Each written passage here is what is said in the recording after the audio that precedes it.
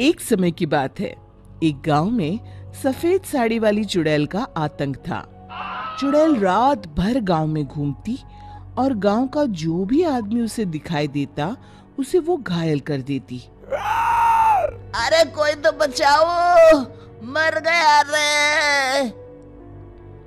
एक रात हरिया अपने खेत से अपने घर लौट रहा था कि तभी अचानक उसके सामने चुड़ैल आ जाती है।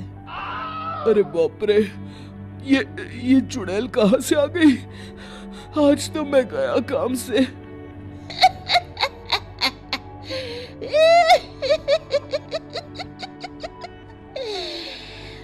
आज मुझे मेरा शिकार मिल गया।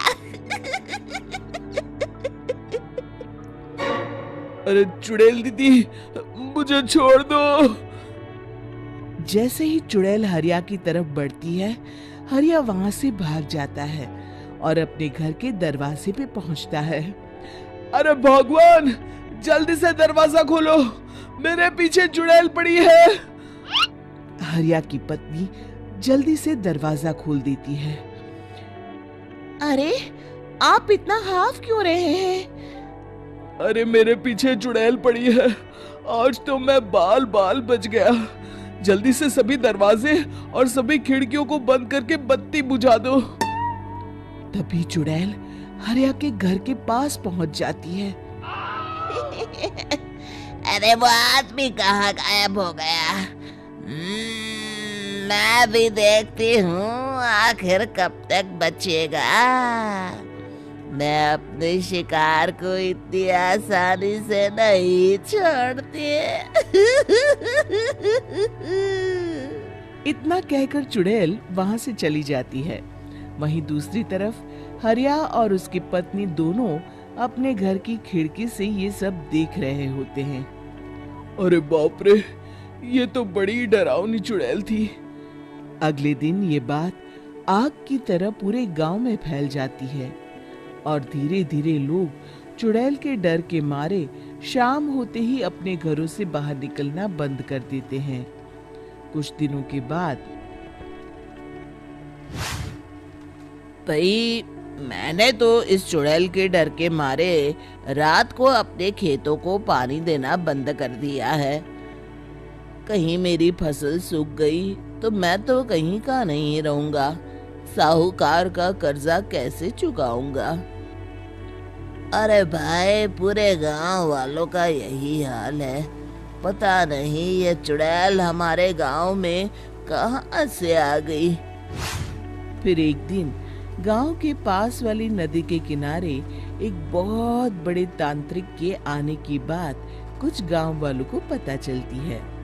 वो लोग जाके ये बात गांव के मुखिया को बताते हैं। मुखिया जी, नदी के किनारे एक बहुत ही पहुंचे हुए तांत्रिक बाबा आए हैं। हमें उनसे मदद मांगनी चाहिए। मैंने सुना है वो बड़े बड़े भूतों और चुड़ैलों को अपने वश में कर लेते हैं। मुखिया जी सभी गांव वालों को लेकर उस तांत्रिक के पास पहुंच जाते हैं। ओम फट स्वाहा, ओम फट स्वाहा। तभी तांत्रिक अपनी बंद आंखों को खोलकर कहता है, क्या बात है? तुम सब लोग यहाँ क्यों आए हो? मुखिया जी उस तांत्रिक को सारी बात बता देते हैं। अच्छा, तो ये बात है। और तांत्रिक अपनी आंखों को बंद कर लेता है।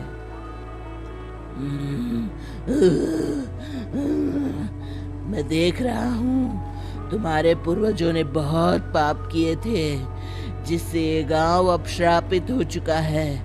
उसी के फल स्वरूप तुम्हारे गांव में चुड़ैल आई है। ये चुड़ैल बहुत खतरनाक है, ये किसी को नहीं छोड़ेगी। हे भगवान, मर गए रे, अब क्या होगा? तभी गांव के मुखिया जी कहते हैं, बाबा, इस चुड़ैल से हम सबको बचा लीजिए, कोई तो उपाय होगा। इसका सिर्फ एक ही उपाय है, सभी गांव वालों को बारी बारी हर दिन अपनी आधी फसल उस पहाड़ी के ऊपर बनी काली गुफा में छोड़ के आनी होगी। तभी उस चुड़ैल की भूख मिटेगी और श्राप का प्रभाव खत्म हो जाएगा और तुम सब जिंदा बच जाओगे। सभी गांव वाले उस तांत्रिक की बात को मान लेते हैं और वहां से चले जाते हैं। फिर अगले दिन से रोज उस गांव के लोग बारी बारी से अपनी आधी फसल उस काली गुफा के पास जाकर रखाते। कुछ दिनों बाद हरिया की बारी आती है। बाप रे, आज तो मेरी बारी है उस काली गुफा में जाने की। क्या करूं? वो तो बड़ी खतरनाक चुड़ैल है। मेरे तो हाथ पैर कांप रहे हैं। फिर हरिया डरते डरते अनाज की बोरियां अपनी बैलगाड़ी में लाद देता है। तभी हरिया की पत्नी उससे कहती है, देखो जी, संभल के जाना और किसी भी हालत में शाम होने से पहले वापस आ जाना। उस चुड़ैल का कोई भरोसा नहीं है जी। हरिया बैलगाड़ी में बैठते हुए कहता है, भगवान, मैं क्या वापस आऊंगा? लगता है अब तो मेरी खबर ही आएगी। इतना कहकर हरिया वहां से चला जाता है।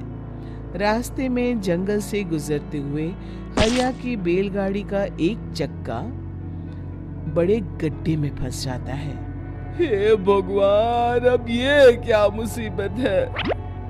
हरिया नीचे उतर के पूरी ताकत से अपनी बैलगाड़ी को गड्ढे से निकालने की कोशिश करता है।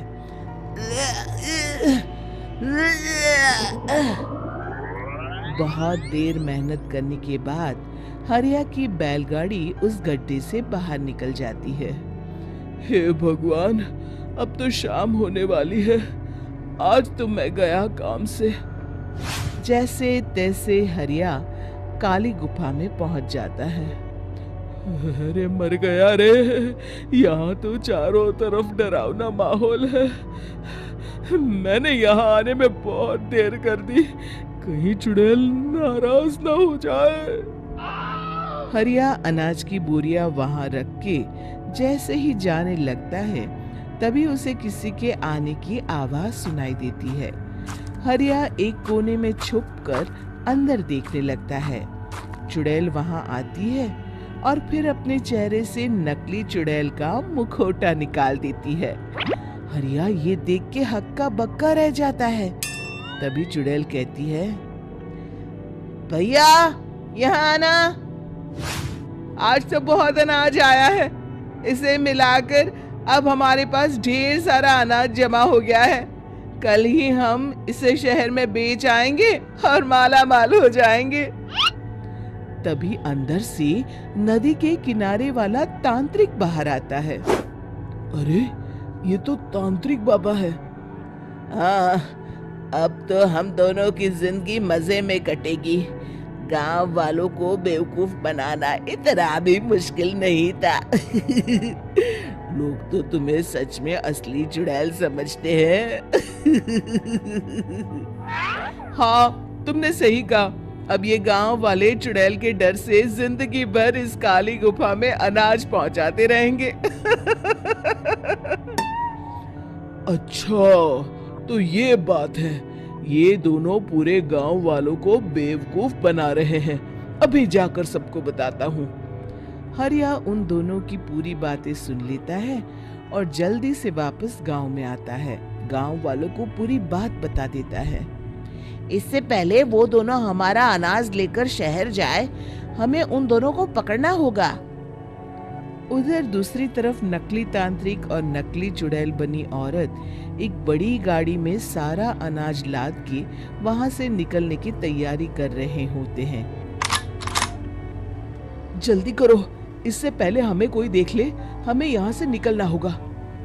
और तभी वो दोनों देखते हैं कि सामने से सभी गांव वाले अपने अपने हाथों में मशाल लेके आ रहे हैं। दोनों बुरी तरह डर जाते हैं। रुक जाओ, तुम दोनों का भांडा फूट चुका है। अरे मर गए रे, ये गांव वाले कहाँ से आ गए? तुमने क्या सोचा इतनी आसानी से यहाँ से निकल जाओगे? ये अनाज हमने अपने खून पसीने से दिन रात खेतों में मेहनत करके उगाया है। दोनों मुखिया जी के पैरों में गिर जाते हैं। हमें माफ कर दीजिए, हम दोनों एक नंबर के कामचोर हैं। बिना मेहनत किए पैसे कमाना चाहते थे। हाँ हाँ, अब हम आगे से मेहनत मजदूरी करके पैसे कमाएंगे। हमें कुछ मत करना, हमें छोड़ दीजिए। इतना कह के दोनों गांव छोड़ के भाग जाते हैं और सभी गांव वाले फिर से खुशी खुशी रहने लगते हैं। शिक्षा, तभी तो कहते हैं कि किसी भी समस्या का समाधान केवल सूझबूझ से ही करना चाहिए और कभी हिम्मत नहीं हारनी चाहिए। दोस्तों, हमें उम्मीद है कि आपको हमारी ये कहानी पसंद आई होगी। कृपया हमारे चैनल को सब्सक्राइब करें और सभी अपडेट्स के लिए बेल आइकन जरूर दबाएं। और हाँ, वीडियो लाइक और शेयर करना मत भूलिएगा।